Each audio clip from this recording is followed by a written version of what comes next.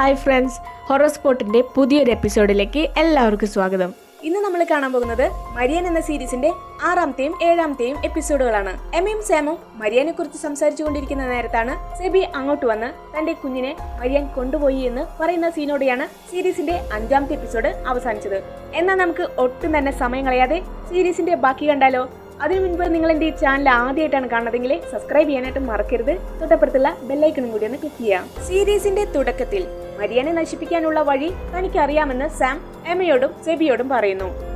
എന്നാൽ അതിനു മുൻപ് എമ്മയ്ക്ക് ഒരു കാര്യം കാണിച്ചു തരാമെന്ന് പറഞ്ഞ് എമ്മ എഴുതിയ ചില പുസ്തകങ്ങൾ വെച്ച് സാം കണ്ടെത്തിയ ചില കാര്യങ്ങൾ അവൾക്ക് കാണിച്ചു കൊടുക്കുന്നു. എമ്മയുടെ ലിസി ലാർക്കിന്റെ ഫസ്റ്റ് വോളിയത്തിൽ ഒരു ടോം എന്ന കൊച്ചു പയ്യന്റെ കഥയുണ്ട്. അവൻ ബാത്ടബിൽ കുളിക്കാനിരുന്നു. ടോം കുറെ നേരം തന്റെ അമ്മയെ കാത്തിരുന്നു. എന്നാൽ അമ്മ ടോമിന്റെ അടുത്ത് വന്നു നിന്ന് കുറച്ചു നേരം ചിരിച്ച് അവനെ ആ ബാത്ടബിൽ മുക്കിക്കൊലപ്പെടുത്തി. എന്നാൽ ബുക്ക് റിലീസ് ചെയ്ത് ഒരു മാസത്തിനു ശേഷം ഫ്രാൻസിൽ അധികമാരും ശ്രദ്ധിക്കാത്ത ഒരു ലേക്കിൽ ടോം എന്ന ഒരു കൊച്ചു പയ്യനെ അവന്റെ അമ്മ കാറിനുള്ളിൽ ലോക്ക് ചെയ്ത് ആ ലേക്കിൽ ഉപേക്ഷിച്ചു. 3 വയസ്സ് മാത്രം പ്രായമുള്ള ടോമിനെ അവന്റെ അമ്മ തന്നെ ലേക്കിൽ മുക്കിക്കൊലപ്പെടുത്തി. ഇക്കാര്യം പറഞ്ഞതിനു ശേഷം സാം എമ്മയ്ക്ക് ഇത് കേൾക്കുമ്പോൾ വെറും കോയിൻസിഡൻസ് ആയിട്ട് തോന്നാം, പക്ഷെ അങ്ങനല്ല. നീ എഴുതിയ പല കഥകളും ലോകത്തിന്റെ പല മൂലയിലും നടക്കുന്നുണ്ടായിരുന്നു. എമ്മ 1 വർഷം കഴിഞ്ഞ് ലിസി ലാർക്കിന്റെ 2ാമത്തെ ബുക്ക് റിലീസ് ചെയ്തു. അതാണെങ്കിൽ 22 ഭാഷകളിലേക്ക് പരിഭാഷപ്പെടുത്തി. ആ ബുക്കിലെ 13ാമത്തെ ചാപ്റ്ററിൽ മരിയാൻ ഒരു വെള്ളക്കരടിയുടെ ദേഹത്ത് പ്രവേശിച്ച് കാട്ടിൽ കളിച്ചുകൊണ്ടിരുന്ന കുട്ടികളെ മൃഗീയമായി വേട്ടയാടി കൊന്നു. അതുപോലെ തന്നെ റഷ്യയിലും ഇങ്ങനൊരു സംഭവം നടന്നിരുന്നു. ബാസ്കറ്റ്ബോൾ കളിച്ചിരുന്ന 5 കുട്ടികളെ ഒരു വെള്ളക്കരടി ആക്രമിച്ച് കൊലപ്പെടുത്തി. എന്നാൽ അതിലൊരു പയ്യൻ മാത്രം രക്ഷപ്പെട്ടു. ആ പയ്യനിൽ നിന്ന് അറിയാൻ കഴിഞ്ഞത് ആ കരടി അലറി വിളിച്ച് ഞങ്ങളോട് എന്തൊക്കെയോ സംസാരിച്ചിരുന്നു. അത് കരടിയല്ല, വിചിത്രമായ എന്തോ ആണെന്നാണ്. കാരണം കരടി ഒരിക്കലും സംസാരിക്കില്ലല്ലോ. എന്നാൽ ആ വെള്ളക്കരടി അവരോട് സംസാരിച്ചുകൊണ്ടാണ് ഓരോരുത്തരെയും കൊന്നത്. അതിനുശേഷം ലിസി ലാർക്കിന്റെ 3ാമത്തെ ബുക്ക് റിലീസായി. അത് കൊറിയൻ ഭാഷയിലേക്കും പരിഭാഷപ്പെടുത്തിയിരുന്നു. അതിൽ 3ാമത്തെ ചാപ്റ്ററിൽ ഒരു കൊച്ചു പയ്യൻ ഉറങ്ങിക്കിടക്കുന്ന തന്റെ പേരൻസിനെ കത്തികൊണ്ട് കൊത്തി കൊലപ്പെടുത്തി എന്നായിരുന്നു. അതേപോലെ തന്നെ കൊറിയയിലും അങ്ങനൊരു സംഭവം നടന്നിരുന്നു. ആ പയ്യനെ അറസ്റ്റ് ചെയ്ത് ചോദ്യം ചെയ്തതിൽ താൻ അത് ചെയ്തിട്ടില്ല എന്നാണ് പറയുന്നത്. അവസാനം സ്ലീപ്പ് വാക്കിംഗ് കാരണം ഉറക്കത്തിലാണ് ആ പയ്യൻ തന്റെ പേരൻസിനെ കൊന്നതെന്ന് പറഞ്ഞ് കേസ് ക്ലോസ് ചെയ്തു. എന്നാൽ അത് സത്യമല്ല. മരിയാനാണ് ആ പയ്യന്റെ ദേഹത്ത് പ്രവേശിച്ച് ആ പേരൻസിനെ കൊലപ്പെടുത്തിയത്. ഇതേപോലെ തന്നെ എമ്മ എഴുതിയിരുന്ന പല കഥകളും ലോകത്തിൽ പലയിടങ്ങളിലും നടക്കുന്നുണ്ടായിരുന്നു. അതിനാലാണ് എമ്മയുടെ പേരൻസിനെയും ഫ്രണ്ട്സിനെയും മരിയാൻ ഒന്നും ചെയ്യാതിരുന്നത്. എന്നാൽ എമ്മ കഥ എഴുതി അവസാനിച്ചതിനാലാണ് മരിയാൻ എമ്മയെ ഹോണ്ട് ചെയ്യാൻ തുടങ്ങിയത്. ഇക്കാര്യങ്ങളൊക്കെ സാം കണ്ടെത്തി എമ്മയോട് പറയുന്നു. ഇതൊക്കെ കേട്ട് എമ്മ ഒത്തിരി അപ്സെറ്റ് ആയി. ഞാൻ കാരണം എത്ര പേരാണ് മരിച്ചത്, ഇതെല്ലാം എന്റെ തെറ്റാണെന്ന് പറഞ്ഞ് ഒരു മൂലയ്ക്ക് ചെന്നിരുന്ന് കരയും. സാം അങ്ങോട്ട് ചെന്ന് ഇതെല്ലാം ചെയ്തത് നീയല്ല, നീ വെറും ഒരു ഉപകരണം മാത്രം. കാരണം മരിയാൻ ഒരു ക്രൂരയായ മന്ത്രവാദിനിയാണ്. അവൾക്കതിനെ കഴിയൂ. പക്ഷെ നീ ഒരു തീരുമാനമെടുക്കണം. ഇനി ഒരിക്കലും എഴുതരുത്. എന്ത് സാഹചര്യം ഉണ്ടായാലും അതിനെ എമ്മ എന്തിനാ മരിയാൻ എന്നെ ചൂസ് ചെയ്തത്? അതെനിക്കറിയില്ല എന്ന് സാം പറഞ്ഞതും സെബി അങ്ങോട്ട് വന്ന് എന്തുകൊണ്ട് മരിയാനെതിരെ എഴുതിക്കൂടാ? നീ എഴുതുന്നത് പോലെയല്ലേ സംഭവിക്കുന്നത്. എന്റെ കുഞ്ഞിനെ തിരിച്ചു കിട്ടിയെന്നും മരിയാൻ നശിച്ചുപോയെന്നും എഴുത്. അവൾ ഒരിക്കലും മടങ്ങി വരാത്തതുപോലെ അവളെ കഥയിൽ അടക്കം ചെയ്യാൻ ആവശ്യപ്പെടുന്നു. ഇത് കേട്ട് എമ്മയ്ക്ക് ഇതൊരു നല്ല ബുദ്ധിയാണെന്ന് തോന്നി. അവൾ തന്റെ ലാപ്ടോപ്പ് എടുത്ത് ഇന്നുകൊണ്ട് അവളുടെ കഥ കഴിഞ്ഞു എന്ന് പറഞ്ഞ് കഥ എഴുതാൻ തുടങ്ങി. ഇത് കണ്ട് സാം എമ്മ നീ എന്തായാലും കഥ എഴുതല്ലേ, എനിക്ക് ലോട്ടറി അടിക്കുന്നത് പോലെ എഴുത് എന്നൊക്കെ പറഞ്ഞ് എമ്മയെ ദേഷ്യം പിടിപ്പിക്കാൻ തുടങ്ങി. ഇതൊന്നും കേൾക്കാതെ എമ്മ കഥ എഴുതിക്കൊണ്ടിരുന്നു. മരിയാനോട് ഗുഡ് ബൈ പറയാൻ നേരമായി. അവൾ പിടിക്കപ്പെട്ടു എന്ന് എഴുതിയതും അവിടെയുള്ള ലൈറ്റ്സ് എല്ലാം ബ്ലിങ്ക് ചെയ്യാൻ തുടങ്ങി. ഇത് കണ്ട് എമ്മ പേടിക്കണ്ട, ഇതൊക്കെ ഇവിടെ പതിവുള്ളതാണെന്ന് പറഞ്ഞ് വീണ്ടും എഴുതാൻ തുടങ്ങി. അതേസമയം തന്നെ പവർ കംപ്ലീറ്റ് ആയി ഓഫായി. അവിടെ മൊത്തം സൈലന്റ് ആകും. സാമും സെബിയും അനങ്ങാതെ ഒരു പ്രതിമയെ പോലെ നിൽക്കും. പെട്ടെന്ന് അവർ രണ്ടുപേരും എമ്മയ്ക്ക് നേരെ തിരിഞ്ഞ് ചിരിക്കാൻ തുടങ്ങി. ഇത് കണ്ട് എമ്മ ഇത് സത്യമല്ല, അവൾ ഒരിക്കലും എന്നെ ഉപദ്രവിക്കില്ല എന്ന് പറഞ്ഞതും അവർ രണ്ടുപേരും എമ്മയ്ക്ക് നേരെ പാഞ്ഞു. എമ്മ തന്റെ ലാപ്ടോപ്പിലേക്ക് നോക്കിയതും ഒരു കാക്ക അവളുടെ കണ്ണുകൾ കൊത്തിപ്പറിക്കുന്നു. എമ്മ പേടിച്ച് സ്വപ്നത്തിൽ നിന്നും ഞെട്ടി എണീറ്റു. അവൾ കഥ എഴുതി എപ്പോഴോ ഉറങ്ങിപ്പോയി. എണീറ്റ ഉടനെ തന്നെ ഞാൻ എപ്പോഴോ ഉറങ്ങിയത്? അതെ, നീ ഉറങ്ങിയിട്ട് 2 മിനിറ്റ് ആയിട്ടുള്ളൂ എന്ന് സെബി അവളോട് പറയുന്നു. അതിനുശേഷം എമ്മ ഞാൻ എഴുതാനുള്ളത് എഴുതി കഴിഞ്ഞു. അവളെ എങ്ങനെയാ നമ്മൾ കൊല്ലാൻ പോകുന്നതെന്ന് സാമിനോട് ചോദിക്കുന്നു. അതിന് സാം നമുക്കൊരു ജീവനുള്ള ഒരു മൃഗത്തെ വേണം, ആളൊഴിഞ്ഞ ഒരു സ്ഥലവും കുറച്ച് ലൈറ്റ്സും വേണം.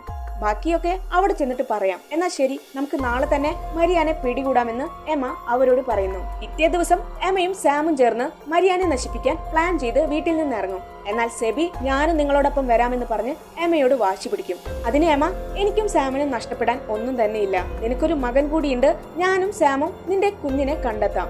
ഇല്ലെങ്കിൽ നിനക്ക് അത്ര നിർബന്ധമാണെങ്കിൽ ഒരു ഉമ്മ തന്നാൽ ഞങ്ങളോടൊപ്പം വരാമെന്ന് സെബിയോട് പറയുന്നു. അതിന് സെബി തയ്യാറായില്ല.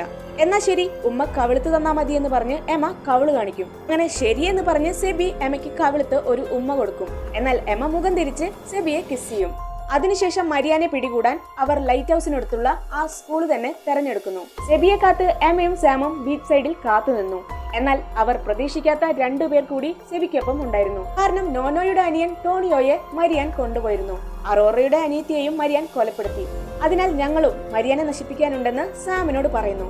അതിന് സാം അവരെ വാൺ ചെയ്യും. നമ്മൾ ടൂർ അല്ല പോകുന്നത്, മരണത്തിലേക്കാണ്. തിരിച്ചു വരുമെന്ന് ഒരു ഉറപ്പില്ല. അവൾ നമ്മളെ വെറുതെ വിടില്ല എന്നൊക്കെ പറഞ്ഞ് അവരെ പിന്തിരിപ്പിക്കാൻ ശ്രമിക്കും. അങ്ങനെ അവരെല്ലാവരും ചേർന്ന് ലൈറ്റ് ഹൗസിനടുത്തേക്ക് പുറപ്പെട്ടു. ഒടുവിൽ അവർ 15 വർഷങ്ങൾക്ക് മുൻപ് എവിടെയാണോ മരിയാനെ വിളിച്ചു വരുത്തിയത് ആ മുറി തന്നെ തെരഞ്ഞെടുത്തു. സാം അവിടെയുള്ള ചുമരിൽ മുഴുവൻ ബെല്ലത്ത് എന്ന സാത്താന്റെ സിംബലുകൾ വരച്ചു വെക്കുന്നു. കാരണം മരിയാൻ ബെല്ലത്ത് എന്ന സാത്താന്റെ ഭാര്യയാണ്. അതിനാൽ അവൾ ഉറപ്പായും ഇങ്ങോട്ട് വന്നിരിക്കും. മരിയാനോട് അവളുടെ പേര് ചോദിച്ചാൽ അവൾക്ക് നുണ പറയാൻ കഴിയില്ല. അതിനാൽ അവൾ ആരുടെ ദേഹത്തേക്ക് പ്രവേശിച്ചാലും മരിയാനെ കണ്ടെത്താൻ എളുപ്പമാണ്. പക്ഷെ നമ്മൾ അവളുടെ ശ്രദ്ധ തിരിച്ച് മരിയാന്റെ ആത്മാവിനെ നമ്മൾ കൊണ്ടുവന്ന നായയുടെ ദേഹത്തേക്ക് പ്രവേശിപ്പിക്കണം. എന്നിട്ട് അവളെ ആരും കാണാത്തൊരു സ്ഥലത്ത് കൂട്ടിയിടണം എന്നൊക്കെ അവരോട് പറഞ്ഞ് സാം തന്റെ ഷർട്ട് അഴിച്ചതും ദേഹത്ത് ഓജോ ബോർഡ് പച്ച കുത്തിയിരിക്കുന്നത് എല്ലാവരും ശ്രദ്ധിക്കുന്നു. ഇത് കണ്ട് എല്ലാവരും ചേർന്ന് സാമിനെ കളിയാക്കി. ഇതെല്ലാം ചെറിയ പ്രായത്തിൽ ചെയ്തതാണ്. എന്തായാലും ഇപ്പൊ പ്രയോജനപ്പെട്ടില്ലേ? ഇത് തമാശ പറയേണ്ട നേരമല്ല, ജീവൻ മരണ പോരാട്ടാണ്. എല്ലാവരോടും കെയർഫുൾ ആയിരിക്കാൻ പറഞ്ഞ് സാം അവരെ ഭയപ്പെടുത്തുന്നു. മാത്രല്ല മരിയാന്റെ ആത്മാവിനെ പ്രവേശിക്കാൻ ഫാദർ സേവിയറിന്റെ നായെ തന്നെയാണ് അവർ കൊണ്ടുവന്നിരിക്കുന്നത്. ഇത് ആ ഫാദറിന് അറിയില്ല കേട്ടോ. ഫാദറിന്റെ ഡോഗിനെ കണ്ട അരോറ ഈ പാവത്തിനെ കൊല്ലാൻ പോവാണോ? അതിനെ അമ്മ, നമ്മൾ ഈ ഡോഗിനെ ഒന്നും ചെയ്യുന്നില്ല, മരിയാനെ പിടികൂടാനാണ് നമ്മൾ വന്നതെന്ന് പറഞ്ഞ് ഡോഗിനെ കൊണ്ട് ആ ക്ലാസ് മുറിയിൽ കെട്ടിയിടുന്നു. അതിനുശേഷം എമയും നോനോയും പുറത്ത് സംസാരിച്ചു കൊണ്ടിരിക്കുന്ന സമയം അവൻ തന്റെ അനിയനോർത്ത് ഒത്തിരി സങ്കടപ്പെടുന്നു. ആ സമയം എമ, കുറെ നാളായി അരോറ നിന്നോട് എന്തോ പറയണമെന്ന് എന്നോട് പറയുന്നു. നിനക്ക് സമയം കിട്ടുമ്പോ അവളോട് ഒന്ന് സംസാരിക്കണമെന്ന് പറയുന്നു. അത് കഴിഞ്ഞ് സാം എല്ലാവരെയും അകത്തേക്ക് വിളിക്കുന്നു. എന്നിട്ട് എല്ലാവരും വട്ടത്തിലിരുന്നു. അവർക്ക് ചുറ്റും മരിയാൻ വന്നാൽ അറിയാൻ വേണ്ടി കുറെ ലൈറ്റ്സ് ഒക്കെ ഫിറ്റ് ചെയ്ത് വെച്ചിരുന്നു. മരിയാനെ വിളിക്കുന്നതിന് മുൻപ് സാം അവരെ വാൺ ചെയ്യും. ഒരു കാരണവശാലും ഈ സർക്കിൾ ബ്രേക്ക് ചെയ്യാൻ പാടില്ല, സംസാരിക്കാനോ കണ്ണുകൾ തുറക്കാനോ പാടില്ല എന്ന് പറഞ്ഞ് എമയും ഫ്രണ്ട്സും 15 വർഷങ്ങൾക്ക് മുൻപ് ചെയ്തതുപോലെ മരിയാനെ വിളിക്കുന്നു. മരിയാൻ ബേസ്ലിൻസ്, നീ ഈ ലോകത്തിലെ ഏത് കോണിലാണെങ്കിലും ഏത് ദുഷ്ടതരം ചെയ്യുകയാണെങ്കിലും ഇങ്ങോട്ട് വരാൻ പറഞ്ഞ് സാം മരിയാനെ വിളിക്കുന്നു. ആ സമയം അവർ കൊണ്ടുവന്ന നായയും ശബ്ദം ഉണ്ടാക്കാൻ തുടങ്ങി. എമ പണ്ടത്തെ പോലെ തന്നെ പറഞ്ഞത് കേൾക്കാതെ കണ്ണു തുറന്ന് ചുറ്റും നോക്കാൻ തുടങ്ങി. ഇത് കണ്ട അരോറ, നീ എന്താ ഈ കണ്ണു തുറന്നിരിക്കുന്നത്? കണ്ണടയ്ക്കാൻ എമയോട് ആവശ്യപ്പെടുന്നു. സാം കുറെ തവണ മരിയാനെ വിളിച്ചു നോക്കി. എന്നാൽ അവൾ വരുന്നത് പോലെ തോന്നുന്നില്ല. അവിടെ സെറ്റ് ചെയ്തിരിക്കുന്ന ലൈറ്റ്സ് ഒന്നും തന്നെ ബ്ലിങ്ക് ചെയ്യുന്നില്ല. എന്നാൽ മരിയാൻ അവിടെ എത്തിയിരുന്നു. അത് അവർ ആരും തന്നെ ശ്രദ്ധിച്ചിരുന്നില്ല. മരിയാൻ വരാത്തതിനാൽ സാമിന് ഭയങ്കര നിരാശയായി. ഇത് നടക്കുന്നു തോന്നുന്നില്ല എന്ന് അവരോട് പറഞ്ഞതും ഉടനെ അരോറ, നമുക്ക് ഒരു പ്രാവശ്യം കൂടി വിളിച്ചു നോക്കാം, ക്ഷമയില്ലെങ്കിൽ നമ്മൾ വന്ന കാര്യം നടക്കില്ല എന്ന് സാമിനോട് പറയുന്നു. അതിന് സാം, ക്ഷമിച്ചു കാത്തിരിക്കാൻ നമ്മൾ മീൻ പിടിക്കാൻ ഇരിക്കുകയല്ല, നമ്മൾ മരിയാനെ വിളിച്ചു, എന്നാൽ അവൾ വന്നില്ല, അത്രേ എനിക്കറിയൂ. ഇത് കേട്ട എമ, എല്ലാവരും കുറച്ച് റെസ്റ്റ് എടുക്ക്, നമുക്ക് വേറെ എന്തെങ്കിലും മാർഗം കണ്ടെത്താമെന്ന് പറയുന്നു. അതിനാൽ അരോറ അവിടെ കെട്ടിയിട്ടിരുന്ന നായയെ അഴിച്ച് പുറത്തുള്ള മറ്റൊരു മുറിയിൽ കെട്ടിയിടുന്നു. ആ സീൻ അവിടെ കട്ടാക്കി ഇന്നലെ സെബിയുടെ കുഞ്ഞിനെ കാണാതാവുന്നതിന് മുൻപുള്ള കാര്യങ്ങളാണ് കാണിക്കുന്നത്. എമയുടെ അച്ഛൻ തോമസ് സ്റ്റേജിൽ നിന്നും കണ്ണു തുറക്കുന്നു. എമ തന്നോട് എണീക്കാൻ പറയുന്ന ശബ്ദം കേട്ടാണ് അയാൾ കണ്ണു തുറക്കുന്നത്. എന്നാൽ അവിടെ എമയെ കാണാത്തതിനാൽ അയാൾ ചുറ്റും നോക്കി. ഇപ്പൊ തൊട്ടടുത്തുള്ള ബെഡിൽ കിടന്നിരുന്ന കമീൽ എമയുടെ അച്ഛനെ ഒരുമാതിരി തുറച്ചു നോക്കാൻ തുടങ്ങി. ഇത് കണ്ട് ഭയന്ന് അയാൾ മുഖം തിരിക്കും. കുറച്ചു സമയത്തിന് ശേഷം പുറത്തുനിന്ന് സെബിയുടെ കുഞ്ഞു കരയുന്ന ശബ്ദം കേട്ട് എമയുടെ അച്ഛൻ എണീക്കും. ആ സമയം സെബിയും നഴ്സും നഴ്സറിയിലേക്ക് ഓടുന്നു. ഇത് കണ്ട എമയുടെ അച്ഛൻ പതിയെ കമീലിനെ നോക്കും. എന്നാൽ കമീലിന്റെ ബെഡ് കാലിയായിരുന്നു. അപ്പോ കമീലിന്റെ ദേഹത്താണ് മരിയാനുള്ളത്. കമീലാണ് സെബിയുടെ കുഞ്ഞിനെ എടുത്തു മാറ്റിയതും. അതിനുശേഷം കമീൽ ഇരുട്ടത്തു നിന്ന് എമയുടെ അച്ഛനെ നോക്കി ചിരിക്കാൻ തുടങ്ങി. എന്നിട്ട് പ്രേതം കയറിയതുപോലെ പതിയെ നടന്നു വന്ന് ബെഡിൽ കിടന്ന് ഓക്സിജന്റെ പൈപ്പും വായിലേക്ക് വെച്ച് ഒന്നും അറിയാത്തതുപോലെ കിടന്ന് അയാളെ തുറച്ചു നോക്കും. ഇതൊക്കെ കണ്ട് ഭയന്ന് എമയുടെ അച്ഛൻ ഒന്ന് അനങ്ങാനോ സംസാരിക്കാനോ കഴിയാതെ ആ ബെഡിൽ തന്നെ കിടന്നു. അങ്ങനെ പിറ്റേ ദിവസം രാത്രി ഇവരെല്ലാവരും മരിയാനെ വിളിക്കുന്ന സമയം എമയുടെ അച്ഛനെ നോക്കാനായി ആ നഴ്സ് അങ്ങോട്ട് വരും. ആ സമയം അയാൾ കമീലിനെ നോക്കിയതും കമീലിനെ വീണ്ടും ആ ബെഡിൽ കാണാനില്ല. ഇരുട്ടിൽ മറിഞ്ഞിരുന്ന കമീൽ ഒരു കത്തിയുമായി ആ നഴ്സിനെ കൊല്ലാൻ ശ്രമിക്കുന്നു. ഈ കറക്റ്റ് സമയത്താണ് അവർ മരിയാനെ വിളിക്കുന്നത്. എങ്ങനെ വരും, ഇവിടെ ഒരാളെ കൊല്ലുന്ന തിരക്കിലല്ലേ. പെട്ടെന്ന് കമീൽ മുകളിലേക്ക് പറന്ന് അവളുടെ വായ അസ്വാഭാവികമായി തുറക്കാൻ തുടങ്ങി. ഇത് കണ്ട് പേടിച്ച് ആ നഴ്സും താഴെ വീഴുന്നു. കമീലിന്റെ വായ തുറന്ന് വേഗം തന്നെ മരിയാൻ അവളുടെ ദേഹത്ത് നിന്ന് ഇറങ്ങിപ്പോകും. ആ സീൻ അവിടെ കട്ടാക്കി പിന്നെ കാണിക്കുന്നത് എനിക്ക് ആ പ്രേതാലയത്തിൽ ഉറങ്ങാൻ കഴിയില്ല എന്ന് പറഞ്ഞ് നോനോ പുറത്തുള്ള കാറിൽ വന്നിരിക്കും. എമ്മ പറഞ്ഞതുപോലെ നോനോ അരോറയോട് സംസാരിക്കുന്നു. അരോറ തനിക്ക് നോനോയെ ഇഷ്ടമാണെന്ന് അവനോട് വളരെ ഓപ്പൺ ആയിട്ട് പറയുന്നു. ഇത് അവൾ ഒത്തിരി പ്രാവശ്യം അവനോട് പറയാൻ ശ്രമിച്ചിരുന്നെങ്കിലും നോനോ അത് ശ്രദ്ധിച്ചിരുന്നില്ല. ഇത് കേട്ട നോനോ, നീ എന്നും എന്റെ നല്ലൊരു സുഹൃത്തായിരിക്കും, എനിക്ക് നിന്നെ ആ രീതിയിൽ കാണാൻ കഴിയില്ല എന്ന് അവളോട് പറയുന്നു. കാരണം നോനോയ്ക്ക് ഇപ്പോഴും എമയെ ഇഷ്ടമാണ്, അതിനാലാണ് അരോറയെ ഇഷ്ടമല്ലെന്ന് പറഞ്ഞത്. ഇത് കേട്ട അരോറ ഒത്തിരി ഇമോഷണലായി. നായിയെ കെട്ടിയിട്ടിട്ട് കുറെ നേരമായി, ഞാൻ അതിന് കുറച്ച് വെള്ളം കൊടുക്കട്ടെ എന്ന് പറഞ്ഞ് നൈസായിട്ട് അവിടെ നിന്ന് പോകും. അരോറ വെള്ളവുമായി അങ്ങോട്ട് ചെന്നപ്പോൾ കെട്ടിയിട്ട നായ അവിടെ ഉണ്ടാവില്ല. അവൾ വേഗം തന്നെ ഓടി നായയെ കാണാനില്ലെന്ന കാര്യം നോനോയോട് പറയുന്നു. എന്നാൽ ഇതേ സമയം സാം എന്താ മരിയാൻ വരാത്തതെന്ന് ഭയങ്കര ചിന്തയിലാണ്. അപ്പോഴാണ് സാമിന്റെ കഴുത്തിലെ രക്ഷയ്ക്കായി ധരിച്ചിരുന്ന ആ ചെയിൻ അവൻ ശ്രദ്ധിക്കുന്നത്. ചിലപ്പോ ഇത് കാരണമാവും മരിയാൻ വരാഞ്ഞതെന്ന് പറഞ്ഞ് സാം അത് ഊരി ഒരു പെട്ടിക്കുള്ളിൽ എടുത്തു വെക്കും. ആ മാല ഊരിയ ഉടനെ തന്നെ ആ റൂമിൽ എന്തൊക്കെയോ ശബ്ദങ്ങൾ കേൾക്കാൻ തുടങ്ങി. മാത്രല്ല അവിടെ സെറ്റ് ചെയ്തിരിക്കുന്ന എല്ലാ ബൾബുകളും പ്രകാശിക്കുന്നു. ഇത് ശ്രദ്ധിച്ച സാം ഒരു ടോർച്ചും എടുത്ത് ചുറ്റും നോക്കാൻ തുടങ്ങി. എമയാണെങ്കിൽ ഭയങ്കര ഉറക്കത്തിലാണ്. സാം പതിയെ ഡോറിനടുത്തേക്ക് നടന്നു. ആ സമയം മരിയാൻ അവനോട് സംസാരിക്കാൻ തുടങ്ങി. സാം, ഞാൻ ഇവിടെയല്ല, ഞാൻ നിന്റെ കയ്യിലാണെന്ന് പറയുന്നു. ഇത് കേട്ട സാം തന്റെ കയ്യിലെ കണ്ണാടി വെച്ച് ആ റൂമിൽ മരിയാനെ നോക്കുന്നു. അവിടെയുള്ള ഒരു അലമാരിക്ക് പിന്നിൽ മരിയാനെ കണ്ട് സാം ഭയന്ന് തിരിഞ്ഞതും മരിയാൻ അവന്റെ തൊട്ടടുത്ത് വന്ന് സാമിനെ ഭയപ്പെടുത്തുന്നു. ആ നിമിഷം തന്നെ അരോറയും നോനോയും അലറി വിളിച്ചുകൊണ്ട് അങ്ങോട്ട് ഓടി വരുന്നു. നമ്മൾ കെട്ടിയിട്ടിരുന്ന ഡോഗിനെ അവിടെ കാണാനില്ല, ആരും അതിനെ അഴിച്ചുവിട്ടു എന്ന് പറയുന്നു. അത് കേട്ടതും സാം, മരിയാൻ ഇങ്ങോട്ട് വന്നിട്ട് കുറെ നേരമായി, നമ്മളത് ശ്രദ്ധിച്ചില്ല, അവൾ ഉറപ്പായും നമ്മളുടെ ആരുടെയോ ദേഹത്തുണ്ടെന്ന് പറഞ്ഞതും എല്ലാവരും ഭയന്നുകൊണ്ട് പരസ്പരം നോക്കാൻ തുടങ്ങി. ആരാ ഡോഗിനെ അഴിച്ചുവിട്ടത്, എന്തിനാ അങ്ങനെയൊക്കെ ചെയ്തതെന്ന് പറഞ്ഞ് അവർ പരസ്പരം അങ്ങോട്ടും ഇങ്ങോട്ടും തർക്കിക്കാൻ തുടങ്ങി. ആ സമയം സാം എല്ലാവരോടും ഒന്ന് നിർത്ത്, എനിക്കറിയാം ആ ഡോഗിനെ ആരാ അഴിച്ചുവിട്ടതെന്ന്. ഞാൻ അവളെ കണ്ടു, മരിയാൻ ഇപ്പോ എന്റെ ദേഹത്താണ്, ഞാനാണ് ആ ഡോഗിനെ അഴിച്ചുവിട്ടത്, അവൾ നിങ്ങളെ എല്ലാവരെയും കൊടൂരമായ രീതിയിൽ കൊല്ലാൻ പോവാണ്, എന്നെ പോലെ എന്ന് പറഞ്ഞ് സാം സ്വയം വെടിവെച്ച് മരിക്കുന്നു. ഈ ഒരു സീനോട് കൂടിയാണ് ഈ സീരീസിന്റെ 6ാമത്തെ എപ്പിസോഡ് അവസാനിക്കുന്നത്. അടുത്തത് സീരീസിന്റെ 7ാമത്തെ എപ്പിസോഡിന്റെ തുടക്കത്തിൽ 1617 ഫെബ്രുവരി 17 ഒരു ചൊവ്വാഴ്ച മരിയാനെ 5 അടി കുഴിക്കുള്ളിൽ അടക്കം ചെയ്യാൻ തീരുമാനിച്ചു. അതിനോടൊപ്പം ബെല്ലത്തെന്ന സാത്താനുമായുള്ള മരിയാന്റെ ഉടമ്പടിയും അവളോടൊപ്പം അടക്കം ചെയ്തു. എന്നാൽ ആ ഉടമ്പടി കത്തിച്ചാൽ മാത്രമേ എല്ലാം അവസാനിക്കൂ എന്ന് മനസ്സിലാക്കിയ ഗ്രാമവാസികൾ ആ ഉടമ്പടി ആ കുഴിക്കുള്ളിൽ വെച്ച് തന്നെ കത്തിക്കാൻ ഒരു ബ്രദറിനോട് ആവശ്യപ്പെടുന്നു. ആ ബ്രദർ ആണെങ്കിൽ ഭയന്ന് വരച്ച് ആ കുഴിക്കുള്ളിൽ ഇറങ്ങി ആ ഉടമ്പടി കടലാസ് കത്തിക്കാൻ ശ്രമിച്ചു. എന്നാൽ മരിയാൻ അനങ്ങാൻ തുടങ്ങി. ഇത് കണ്ടുപിടിച്ച അയാൾ ദൈവത്തിനോട് പ്രാർത്ഥിച്ച് ആ കടലാസ് മുഴുവനായും കത്തിക്കാൻ തുടങ്ങി. എന്നാൽ മരിച്ചു കിടന്നിരുന്ന മരിയാൻ എണീറ്റിരുന്നതും ആ ബെല്ലത്തെന്ന സാത്താൻ ബ്രദറിനെ ഭയപ്പെടുത്തുന്നു. പിന്നെ ഒന്നും നോക്കിയില്ല, ആ ബ്രദർ കുഴിക്കുള്ളിൽ നിന്നും ഓടിക്കയറും. കുഴിക്ക് പുറത്തുണ്ടായിരുന്നവർ ആ കടലാസ് മുഴുവനായും കത്തിച്ചു കളഞ്ഞുവെന്ന് അയാളോട് ചോദിക്കുന്നുണ്ട്. അതിന് ആ ബ്രദർ അതെല്ലാം തന്നെ കത്തി വെണ്ണീറായെന്ന് അവരോട് കള്ളം പറയുന്നു. ഇതറിയാതെ ആ ഗ്രാമത്തിലെ ആളുകൾ മരിയാനെ ആ കുഴിക്കുള്ളിൽ അടക്കം ചെയ്തു. അതിനാൽ മരിയാൻ മരിച്ചതിനു ശേഷവും ബെല്ലത്തെന്ന സാത്താനുമായുള്ള ഉടമ്പടി അവസാനിച്ചിട്ടില്ലായിരുന്നു. അതിനുശേഷം മരിച്ചു കിടക്കുന്ന സാമിനെ കണ്ട് ഷോക്കായി നിൽക്കുന്ന എമയെയും ഫ്രണ്ട്സിനെയുമാണ് കാണിക്കുന്നത്. ഇത് കണ്ട് എമയ്ക്ക് സഹിക്കാൻ കഴിഞ്ഞില്ല. അവൾക്ക് പ്രിയപ്പെട്ടവർ ഇത്തരത്തിൽ മരിക്കുന്നതിനെ തുടർന്ന് എമ വാവിട്ട് കരയാൻ തുടങ്ങി. എന്നാൽ പെട്ടെന്ന് മരിച്ചു കിടന്നിരുന്ന സാമിന്റെ ബോഡി പതിയെ മുകളിലേക്ക് പറക്കാൻ തുടങ്ങി. സാം ഭയാനകരമായ രീതിയിൽ വാ തുറന്ന് മരിയാന്റെ ആത്മാവ് പുറത്തേക്ക് പോകുന്നു. ഇത് കണ്ടതും അവരെല്ലാവരും അടുത്തത് നമ്മളാണെന്ന് പറഞ്ഞ് വേഗം തന്നെ ആ റൂമിൽ നിന്ന് ഇറങ്ങിയോടും. അവരെല്ലാവരും ഓടി പുറത്തെത്തിയതും അവരുടെ മുൻപിൽ ആ നായ വന്ന് നിൽക്കുന്നു. ഇപ്പോൾ മരിയൻ ആ നായയുടെ ദേഹത്താണ്. ഡോഗിനെ കണ്ടതും അവർ 4 ഭാഗത്തേക്ക് ഓടി രക്ഷപ്പെടും. എമ വേഗം ഓടി സാമിന്റെ കാറിൽ കയറിയിരിക്കും. എമ കാറിലുണ്ടായിരുന്ന സാമിന്റെ തോക്കെടുത്ത് അതിനെ ഷൂട്ട് ചെയ്യാൻ നോക്കിയതും ആ നായ അവിടെ കാണില്ല. എമ കുറച്ച് വെയിറ്റ് ചെയ്ത് ചുറ്റൊന്ന് നോക്കി തന്റെ ഫ്രണ്ട്സിനെ തെരഞ്ഞ് കാറിൽ നിന്നിറങ്ങും. എന്നാൽ ആ നായ എമയെ നോക്കി കാറിന് മുകളിൽ നിൽക്കുന്നുണ്ടായിരുന്നു. അവൾ വേഗം തന്നെ തന്റെ കയ്യിലെ തോക്ക് വെച്ച് ദൂരെ വെടിവെക്കാൻ തുടങ്ങി. അതിനുശേഷം ആ ഡോഗ് ഇവരെ ഓടിച്ചപ്പോൾ 4 ഭാഗത്തേക്ക് ഓടിയ എമയുടെ ഫ്രണ്ട്സിന് എന്താണ് സംഭവിച്ചതെന്നാണ് കാണിക്കുന്നത്. അങ്ങനെ ആ ഡോഗ് ഇവരെ ഓടിച്ചപ്പോൾ അരോറയും സെബിയും നേരെ ഓടിച്ചെന്നത് സാം മരിച്ചു കിടക്കുന്ന മുറിയിലേക്കാണ്. അവർ ആ മുറിയിലെത്തി ഡോർ ലോക്ക് ചെയ്യും. എന്നാൽ അരോറയുടെ അനിയത്തി ലൂസിയുടെ പാവ അവരോട് സംസാരിക്കാൻ തുടങ്ങി. ആ പാവ അവരോട് നിങ്ങളിൽ ഒരാൾ ഇന്ന് മരിക്കാൻ പോവാണ്. ഇത് കേട്ടതും അരോറ സെബിയെ കൂട്ടി മൂടിയിട്ടിരിക്കുന്ന ഒരു ടേബിളിനടിയിൽ ഒളിച്ചിരിക്കുന്നു. ഇതേ സമയം സെബിയെ പുറത്തേക്ക് കൊണ്ടുവരാനായി ആ പാവ അവന്റെ കുഞ്ഞു കരയുന്ന ശബ്ദം ഉണ്ടാക്കാൻ തുടങ്ങി. സെബാസ്റ്റ്യൻ, ഞാൻ നിന്റെ കുഞ്ഞിനെ തിന്നാൻ പോവാണ്, വേണമെങ്കിൽ നീ നിന്റെ കുഞ്ഞിനെ രക്ഷിക്കുക എന്ന് പറയുന്നു.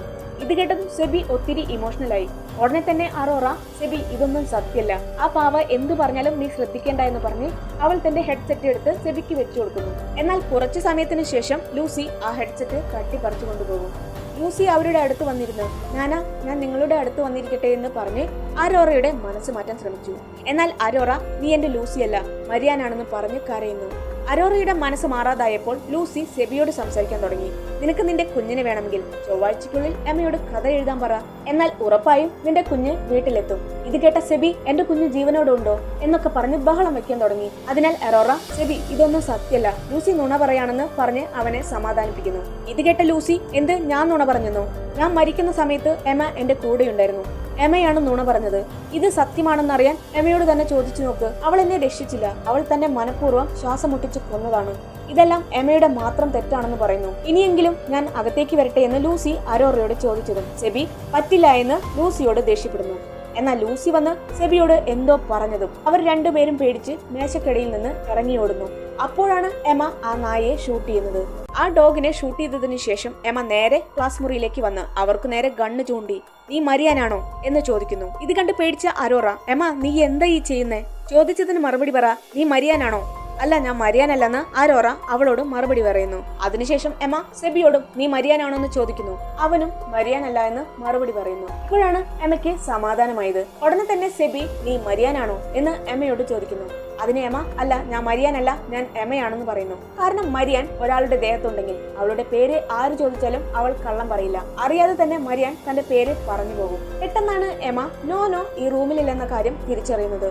നോനോ എവിടെയെന്ന് അവരോട് ചോദിച്ചതും നോനോ അലറിയടിച്ച് ഓടി വന്ന് ഡോറ് തുറക്കും. ഉടനെ തന്നെ എമ്മ അവന് നേരെയും ഗൺ ചൂണ്ടി. ഇപ്പോഴാണ് നോനോയ്ക്ക് എന്താണ് സംഭവിച്ചതെന്ന് കാണിക്കുന്നത്. അവരെല്ലാവരും ഡോഗിനെ ഭയന്നോടിയപ്പോൾ നോനോ മാത്രം കാട്ടിലൂടെ ഓടി രക്ഷപ്പെട്ട് ഒടുവിൽ ബീച്ച് സൈഡിലെത്തി. അവിടെ വെച്ച് നോനോ തന്റെ അനിയൻ ടോണിയോയെ കണ്ടിരുന്നു. നോനോ തന്റെ അനിയനെ നോക്കി, നീ സത്യമല്ല, ഇതെന്റെ തോന്നലാണ്, നീ മരിയാനാണെന്ന് പറയുന്നു. അതിന് ടോണിയോ, അല്ല, ഞാൻ സത്യമാണ്, ഞാൻ മരിയാന്റെ തടവിലാണ്, എനിക്ക് വേണമെങ്കിൽ തിരിച്ചു വരാം, പക്ഷെ ചൊവ്വാഴ്ചയ്ക്കുള്ളിൽ എമ്മ കഥ എഴുതണം, എന്നാലേ മരിയാൻ തന്നെ വെറുതെ വിടൂ. അതിന് നോനോ, ഞാൻ പറഞ്ഞാലും എമ്മ ഇനി എഴുതില്ല, കാരണം അവൾ കാരണം ഒത്തിരി പേർ മരിച്ചു, ഇനി അവൾ അതിന് സമ്മതിക്കില്ല. അതിന് ടോണിയോ, നിന്നെ സ്നേഹിക്കുന്നത് എമ്മയല്ല, അരോറയാണ്, നീ എന്തിനാ അവളെ അവഗണിക്കുന്നത്? എമ്മ കഥ എഴുതിയില്ലെങ്കിൽ അടുത്തത് മരിയാൻ കൊണ്ടുപോകുന്നത് അരോറയായിരിക്കും. ഇതൊക്കെ കേട്ട് നോനോയുടെ മനസ്സ് മാറാൻ തുടങ്ങി. ഒടുവിൽ താൻ എമ്മയോട് എഴുതാൻ പറയാമെന്ന് ടോണിയോട് പറയുന്നു. ആ സമയത്താണ് എമ്മ ഡോഗിനെ ഷൂട്ട് ചെയ്യുന്നത്. വെടിയൊച്ച കേട്ടതും നോനോ വീണ്ടും ആ സ്കൂളിലേക്ക് ഓടി അവർ 3 പേര് നിൽക്കുന്ന ആ ക്ലാസ് മുറിയിലെത്തി. അവനെ കണ്ടതും എമ്മ തോക്ക് ചൂണ്ടി, സത്യം പറ, നീ മരിയാനാണോന്ന് നോനോയോട് ചോദിക്കുന്നു. അതിന് നോനോ, അല്ല, ഞാൻ മരിയാനല്ല എന്ന് പറയുന്നു. അതിനുശേഷം എമ്മ തന്റെ ഫ്രണ്ട്സിനോട് ക്ഷമ ചോദിച്ച് തന്റെ ഗണ്ണ് മാറ്റിവെക്കുന്നു. ഉടനെ തന്നെ അരോറ, ഒരുപക്ഷെ ഞങ്ങളിൽ ഒരാൾ മരിയാനായിരുന്നെങ്കിൽ നീ ഞങ്ങളെ ഷൂട്ട് ചെയ്ത് കൊല്ലോ, പറ, ആ ഡോഗിനെ കൊന്നതുപോലെ നിനക്കെന്താ ഭ്രാന്ത് പിടിച്ചോ എമ്മ എന്നൊക്കെ പറഞ്ഞ് എമ്മയെ ചോദ്യം ചെയ്യാൻ തുടങ്ങി. അതിന് എമ്മ, ഞാൻ ആ ഡോഗിനെ കൊന്നിട്ടില്ല, ഞാൻ ഒരിക്കലും നിങ്ങളെ ഉപദ്രവിക്കില്ല, മരിയാൻ നമ്മൾക്കുള്ളിൽ തീപ്പൊരിയിട്ട് നല്ല ഗെയിം കളിച്ചോണ്ടിരിക്കുകയാണ്, എന്തായാലും നേരം വെളുക്കുന്നത് വരെ ഇവിടെ വെയിറ്റ് ചെയ്ത് നമുക്ക് വീട്ടിലേക്ക് പോകാമെന്ന് പറയുന്നു. ഇത് കേട്ട് സെബി ദേഷ്യപ്പെട്ട്, എന്ത് വീട്ടിലേക്ക് പോകാനോ? അപ്പൊ എന്റെ കുഞ്ഞിനെ കണ്ടെത്തി തരാമെന്ന് പറഞ്ഞിട്ട്? അതിനെ അമ്മ, നമുക്ക് എങ്ങനെയും കുഞ്ഞിനെ കണ്ടെത്താം, എന്നാൽ നമുക്ക് മറ്റൊരു മാർഗം കണ്ടെത്തണമെന്ന് പറയുന്നു. ആ സമയം അവിടെ സെറ്റ് ചെയ്തിരിക്കുന്ന എല്ലാ ലൈറ്റുകളും ഓരോന്നായി പ്രകാശിക്കാൻ തുടങ്ങി. മരിച്ചു കിടന്നിരുന്ന സാം എണീറ്റ് ബോർഡിൽ എന്തോ എഴുതിയിട്ട് താഴെ വീഴുന്നു. അടുത്തത് അരോറയാണെന്നാണ് സാം എഴുതിയത്. ഇത് കണ്ട് പേടിച്ച അരോറ ഒരു കോർണറിലേക്ക് നോക്കിയതും മരിയാൻ അവളെ പിടികൂടാൻ ശ്രമിക്കുന്നു. അരോറ ഭയന്ന് അലറി വിളിച്ചു. എന്നാൽ മരിയാൻ അരോറയെ പിടികൂടാൻ ശ്രമിച്ചത് മറ്റാർക്കും തന്നെ കാണാൻ സാധിച്ചിരുന്നില്ല. ഇത് കേട്ട നോനോ, ഞാൻ എന്റെ അനിയനെ കണ്ടിരുന്നു, അവൻ പറഞ്ഞത് അടുത്തത് അരോറയാണെന്നാണ്. ഇത് കേട്ട അരോറ ഒത്തിരി ഭയന്നുപോയി. അവൾ നോനോയെ ഭയങ്കരമായി തെറി പറയാൻ തുടങ്ങി. ആ സമയം മരിയാൻ അരോറയെ തൂക്കിയെടുത്ത് ചുമരിലേക്ക് എറിയും. അരോറ അവിടെ ബോധം കെട്ട് വീഴും. എമ്മ വേഗം തന്നെ സാം ഉപേക്ഷിച്ച ആ ചെയിൻ എടുത്ത് അരോറയുടെ കഴുത്തിലിട്ട് കൊടുത്തു. നിനക്കൊന്നുമില്ല, ഞാനുണ്ടെന്നൊക്കെ പറഞ്ഞ് അരോറയെ സമാധാനിപ്പിക്കുന്നു. ഇതേ സമയം സെബിയും നോനോയും എമ്മയോട് വീണ്ടും എഴുതാൻ ആവശ്യപ്പെടുന്നു. കാരണം നമ്മളെ കൊണ്ട് മരിയാനെ തോൽപ്പിക്കാൻ കഴിയില്ല, അവൾ നമ്മളെ കൊല്ലുകയല്ലാതെ നമ്മൾക്ക് ഒന്നും തന്നെ ചെയ്യാൻ കഴിയില്ല. നീ വീണ്ടും എഴുതിയാൽ എനിക്ക് എന്റെ കുഞ്ഞിനെ കിട്ടുമെന്ന് സെബി അവളോട് പറഞ്ഞതും, ഞാൻ കഥ എഴുതിയാൽ നിനക്ക് നിന്റെ കുഞ്ഞിനെ കിട്ടും, പക്ഷെ പകരം അവൾ 10 പേരുടെ ജീവൻ എടുക്കും. ഇല്ല, നീ എന്തു പറഞ്ഞാലും ഞാൻ എഴുതില്ല എന്ന് എമ്മ അവരോട് പറയുന്നു. ഈ സമയം നോനോ ഒത്തിരി ഇമോഷണലായി. ആരുടെ ജീവൻ പോയാലും എനിക്കറിയണ്ട, എനിക്ക് എന്റെ അനിയനെ തിരിച്ചു വേണമെന്നൊക്കെ പറഞ്ഞ് എമ്മയെ നിർബന്ധിച്ചുകൊണ്ടിരുന്നു. ആ സമയത്ത് അരോറ, നീ എവിടെയായിരുന്നു എമ്മ ലൂസി മരിക്കുമ്പോൾ? ഇത് കേട്ടതും എമ്മ ഷോക്കായി. അരോറ എമ്മയുടെ കൈ തട്ടിത്തെറിപ്പിച്ച് നോനോയ്ക്കൊപ്പം ചേർന്ന് അവളെ ചോദ്യം ചെയ്യാൻ തുടങ്ങി. അവിടെ ശരിക്കും എമ്മ ഒറ്റപ്പെട്ടു പോയി. അവൾ നടന്ന സംഭവങ്ങളെല്ലാം അരോറയോട് തുറന്നു പറഞ്ഞു. എന്നാൽ നടന്നത് അപകടമാണെങ്കിലും അല്ലെങ്കിലും നീ എന്തിനെ എന്നിൽ നിന്ന് മറച്ചു വെച്ചു എന്ന് പറഞ്ഞ് എമ്മയെ കുറ്റപ്പെടുത്താൻ തുടങ്ങി. എമ്മയ്ക്ക് പറയാൻ വാക്കുകളില്ലായിരുന്നു. ഞാൻ ലൂസിയെ എല്ലായിടത്തും തിരഞ്ഞു, പക്ഷെ എനിക്ക് അവളെ കണ്ടെത്താൻ കഴിഞ്ഞില്ല. നീ എന്നെ വിശ്വസിക്കുക എന്ന് പറഞ്ഞ് എമ്മ കരയുന്നുണ്ട്. ഒരേ സമയം അരോറയും എമ്മയും ലൂസിയുടെ പേര് പറഞ്ഞ് കരയാൻ തുടങ്ങി. എമ്മ അരോറയുടെ കാല് പിടിച്ച് കരഞ്ഞു. എന്നാൽ പോലും എമ്മയുടെ ഫ്രണ്ട്സ് അവളെ വിശ്വസിച്ചില്ല. നീയാണ് എല്ലാത്തിനും കാരണം, നീ കാരണമാണ് ഞങ്ങൾക്ക് എല്ലാം നഷ്ടപ്പെട്ടത് എന്നൊക്കെ എല്ലാവരും ചേർന്ന് എമ്മയെ കുറ്റപ്പെടുത്തി. അതിനുശേഷം എമ്മ ഞാനിനി ഇവിടെ നിന്നാൽ ശരിയാവില്ല എന്ന് പറഞ്ഞ് സാമിന്റെ ഓർമ്മയ്ക്കായി അവന്റെ ഗ്ലാസ് ഊരിയെടുത്ത് അവിടെ നിന്ന് പോവാൻ തുടങ്ങിയതും എമ്മയുടെ തോക്കെടുത്ത് നോനോ എമ്മയ്ക്ക് നേരെ ചൂണ്ടി. നീ കഥ എഴുതണം, ഞാൻ എന്റെ അനിയന് വാക്കുകൊടുത്തു, നീ എഴുതിയാൽ അവൻ തിരിച്ചു വരും. അതിന് എമ്മ, നീ കണ്ടത് നിന്റെ അനിയനല്ല, മാത്രല്ല ഞാൻ ഇനി ഒരിക്കലും എഴുതില്ല. ഞാൻ കാരണം കുറെ പേർ മരിച്ചു. ഞാൻ മരിക്കുന്നത് വരെ മരിയനെ നശിപ്പിക്കാൻ പോരാടും. എന്നാൽ നിനക്ക് എന്നെ കൊല്ലണമെങ്കിൽ ഇപ്പൊ കൊല്ലാം. കാരണം എന്നെ സഹായിക്കാൻ ഒരു പള്ളിയുമില്ല, ഒരു ദൈവവുമില്ല. എന്റെ മരണമാണ് അതിന് പരിഹാരമെങ്കിൽ ഞാൻ അതിന് തയ്യാറാണെന്ന് നോനോയോട് പറയുന്നു. നോനോയ്ക്ക് എന്താണ് ചെയ്യേണ്ടതെന്ന് ഒരു പിടിയില്ല. നോന തന്റെ കയ്യിലെ തോക്ക് മാറ്റി പിടിച്ച്, എനിക്ക് നിങ്ങളെ ആരെയും കൊല്ലാൻ കഴിയില്ല എന്ന് നിങ്ങൾക്ക് നല്ലപോലെ അറിയാം. കാരണം നിങ്ങളെയാണ് ഞാൻ ഏറ്റവും കൂടുതൽ സ്നേഹിച്ചത്. അതിനാൽ നോനോ മരിയാനോട് അരോറയ്ക്ക് പകരം അവനെ കൊണ്ടുപോകാൻ ആവശ്യപ്പെടുന്നു. ആ നിമിഷം തന്നെ മരിയാൻ നോനോയെ അവിടെ നിന്ന് കൊണ്ടുപോകുന്നു. ഇത് കണ്ട് എമ്മ അലറി വിളിച്ച് കരയുന്നുണ്ട്. മരിയാൻ നോനോയെ ലൈറ്റ് ഹൗസിന് മുകളിൽ കൊണ്ടിടുന്നു. മരിയാൻ അവന്റെ അടുത്തേക്ക് വന്നതും നോനോ മരിയാന്റെ മുഖത്തെ തുണി മാറ്റുന്നു. അത് അവന്റെ അനിയനായിരുന്നു. നോനോ തന്റെ അനിയനെ കിട്ടിയെന്ന് സന്തോഷിച്ചതും മരിയാൻ നോനോയുടെ മുഖം പിടിച്ച് അമർത്തുന്നു. നോനോയുടെ ഒരു അലർച്ചയോടെയാണ് നേരം പുലരുന്നത്. ഈ സംഭവത്തിന് ശേഷം എമ്മ വീണ്ടും കഥ എഴുതാൻ തുടങ്ങി. ഞാനൊരു കറുത്ത യുദ്ധത്തിൽ പങ്കെടുത്തു, പക്ഷെ ഞാൻ അതിൽ തോറ്റുപോയി. എന്റെ വായനക്കാർ എന്നോട് ക്ഷമിക്കണം. ഞാൻ നിങ്ങൾക്ക് ഒരു വാക്ക് നൽകുന്നു. ഈ കഥ ഇവിടെ തുടങ്ങുമ്പോൾ നിങ്ങൾ ലിസി ലാർക്കിന്റെ സാഹസികതയാണ് കാണാൻ പോകുന്നത്. ഇതൊരു തുടക്കം മാത്രമാണ്. മരിയാനും ലിസിയും ഒരു കറുത്ത കടലിൽ സഞ്ചരിക്കുകയായിരുന്നു. അവർ രണ്ടുപേരും കടലിൽ നീന്താൻ ഒത്തിരി കഷ്ടപ്പെട്ടു. അങ്ങനെ നീന്തുന്നതിനിടെ ലിസി ഒരു ഐലാൻഡ് കണ്ടു. അതൊരു വലിയ പാറയായിരുന്നു. ആ ദ്വീപ് വളരെ ശാന്തമായിരുന്നു. ആ പാറയ്ക്ക് ചുറ്റും കറുത്ത കടലായിരുന്നു. ഈ കഥ എഴുതുന്ന സമയം സെബിക്ക് തന്റെ കുഞ്ഞിനെ തിരിച്ചു കിട്ടി. മാത്രല്ല എമ്മ അന്ന് രാത്രി ആ ഡോഗിനെ ഷൂട്ട് ചെയ്തില്ലായിരുന്നു. ആ ഡോഗും ജീവനും കൊണ്ട് ആ ഐലാൻഡിൽ നിന്നും ഓടി രക്ഷപ്പെടുന്നു. എമ്മയുടെ കഥയിൽ അവസാനം ലിസിയിലൂടെ മരിയാൻ പുനർജനിക്കുകയും ഈ ഭൂമി നശിപ്പിക്കുകയും ചെയ്തു. പിന്നീടുള്ളത് വഴിയെ അറിയും, സത്യങ്ങളെല്ലാം ആ കറുത്ത കടലിനറിയാം എന്ന് പറഞ്ഞ് എമ്മ തന്റെ കഥ എഴുതി അവസാനിപ്പിച്ചു. എമ്മ തന്റെ കഥ എഴുതിയതിനു ശേഷം സെബി അവളെ തെരഞ്ഞ് എമ്മയുടെ ജനാല വഴി എമ്മയെ വിളിക്കുന്നു. ഇതെന്താ ജനാല വഴി എന്ന് പറഞ്ഞ് എമ്മ സെബിയെ അകത്തേക്ക് വിളിക്കുന്നു. എമ്മ, നീ കാരണം എനിക്ക് എന്റെ കുഞ്ഞിനെ തിരിച്ചു കിട്ടിയെന്ന് പറഞ്ഞ് അവളോട് നന്ദി പറയുന്നു. അങ്ങനെ അവർ പഴയ കാര്യങ്ങളൊക്കെ ഇരുന്ന് സംസാരിച്ച് എമ്മയും സെബിയും അന്ന് രാത്രി ഒന്നിച്ചു കഴിയുന്നു. ഇത് എമ്മയും ഒട്ടും പ്രതീക്ഷിച്ചിരുന്നില്ല. പിറ്റേ ദിവസം എമ്മ പതിവ് പോലെ മരിയാനെ സ്വപ്നം കണ്ട് ഞെട്ടിയുണരുന്നു. നീ ഇനി എനിക്ക് സ്വന്തമെന്ന് മരിയാൻ അവളോട് പറയുന്നുണ്ട്. അപ്പോഴാണ് പുറത്ത് ആരോ കോളിംഗ് ബെല്ല് അടിക്കുന്നത്. എമ്മ വേഗം ഡ്രസ്സ് മാറി പുറത്തെ വാതിൽ തുറന്നു. അത് ചർച്ചിലെ ഫാദർ സേവിയർ ആയിരുന്നു. എമ്മ ഫാദറിനെ കണ്ടതും കോഫി കുടിക്കാൻ അകത്തേക്ക് ക്ഷണിക്കുന്നു. എന്നാൽ ഫാദർ തന്റെ കയ്യിലെ കുരിശെടുത്ത് എമ്മയ്ക്ക് നേരെ ചൂണ്ടി ദൈവത്തിനോട് പ്രാർത്ഥിക്കാൻ തുടങ്ങി. ഇത് കണ്ട് എമ്മ, ഇതെന്താ ഈ ചെയ്യുന്നേ, നിങ്ങൾക്ക് ഭ്രാന്താണോന്ന് ചോദിച്ചതും ഫാദർ എമ്മയെ തല്ലി താഴെ ഇടുന്നു. ഈ ഒരു സീനോട് കൂടിയാണ് മരിയൻ എന്ന സീരീസിന്റെ 7ാമത്തെ എപ്പിസോഡ് അവസാനിക്കുന്നത്. ഇന്നത്തെ ഈ വീഡിയോ ഇഷ്ടപ്പെട്ടെങ്കിൽ ലൈക്ക് ചെയ്യാനായിട്ട് മറക്കരുത്. എന്നെ സപ്പോർട്ട് ചെയ്യാം. താങ്ക്